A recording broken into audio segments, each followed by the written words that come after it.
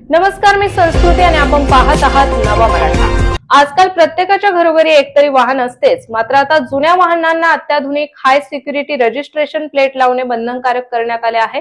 वाहनधारकांना ही number plate बसवण्यासाठी 31 मार्च पर्यंतची मुदत देण्यात आली आहे। नवीन वाहनांना खरेदी करण्याच्या वेळी ही प्लेट मिळत असली तरी जुन्या वाहनधारकांना ती बाहेरून बसवून घ्यावी लागणार आहे, कारण देशभरात 1 एप्रिल 2019 पासून नवीन वाहनांना हाय सिक्युरिटी रजिस्ट्रेशन प्लेट देणे वाहन उत्पादक कंपन्यांना बंधनकारक करण्यात आले होते।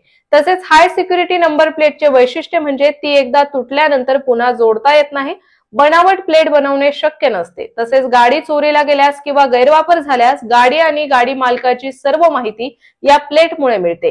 काही महिन्यांपूर्वीच हा निर्णय घेण्यात आला असून यासाठी 31 मार्चची मुदत देण्यात आली आहे।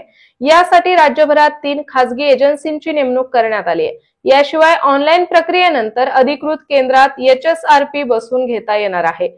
सध्या याबाबत जनजागृती सुरू आहे। 31 मार्च नंतर कायदेशीर कारवाईबाबत अद्याप तरी स्पष्टता नाही। जुन्या वाहनांना हाय सिक्युरिटी रजिस्ट्रेशन प्लेट बसवणे बंधनकारक करण्यात आले आहे।